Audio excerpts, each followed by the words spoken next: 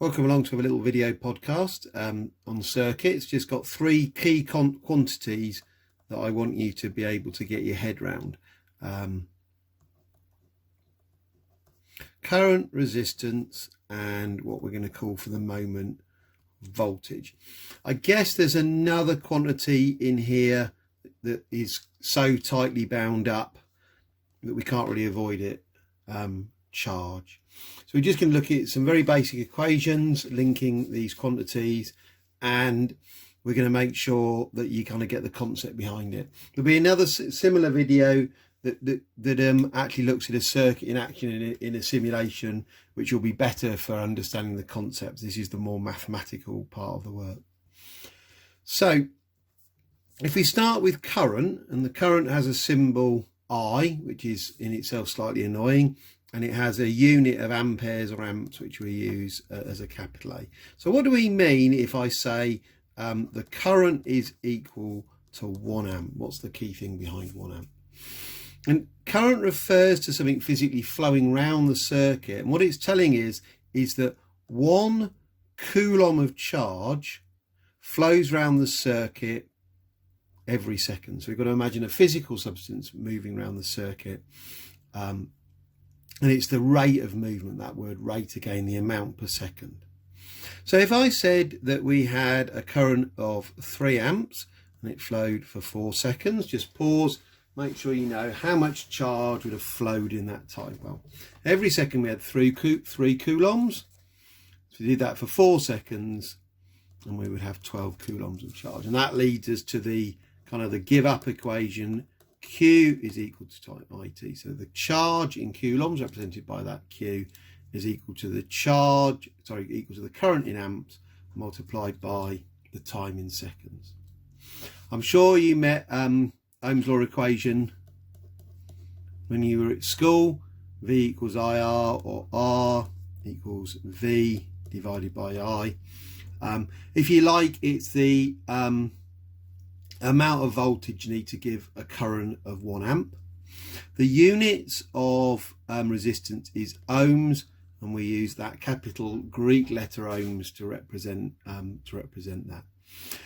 It's a measure of how hard it is for the current to flow around the circuit.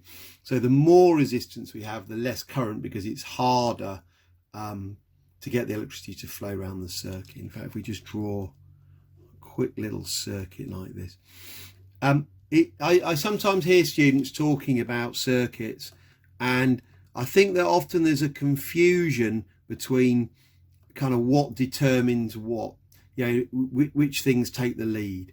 So I think the key quantities in a circuit are the amount of voltage, the amount of pushing the electricity around the circuit, and then how much resistance there is to that electricity. The current will then vary to suit those two variables.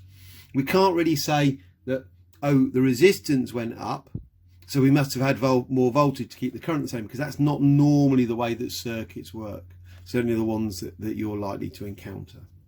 But finally, we've got this quantity of quantity of voltage. I'll do it briefly mathematically here, but I'm going to do a separate video with a simulation which will cover this much better.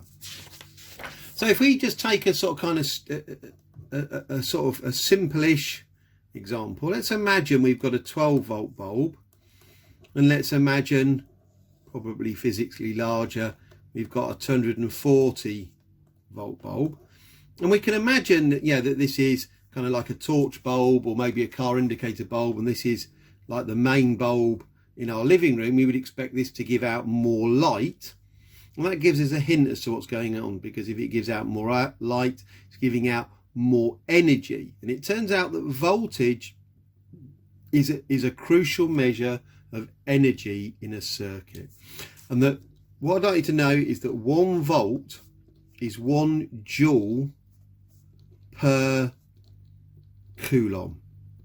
So what I mean by that is that if a coulomb flows around a circuit and the voltage is 1 volt, it transfers 1 joule. So let's let's imagine we had a 6-volt battery, got a current of 2 amps. If in 1 second, 2 coulombs flows through there, how much energy will be transferred? Well, each 1 coulomb, as it moved around the circuit, was carrying 6 joules of energy. And 2 of them have gone through, so that means transferred out from here are 12 joules of energy. And we can write that as an equation. The work done in the circuit, the energy transfer in the circuit, is equal to the charge that flowed around the circuit multiplied by the voltage. So the number of coulombs multiplied by the amount of energy carried by each coulomb. You might also see it written like this, which is just an amalgamation of the 2 equations, because clearly IT is the amount of charge that has flowed in the circuit.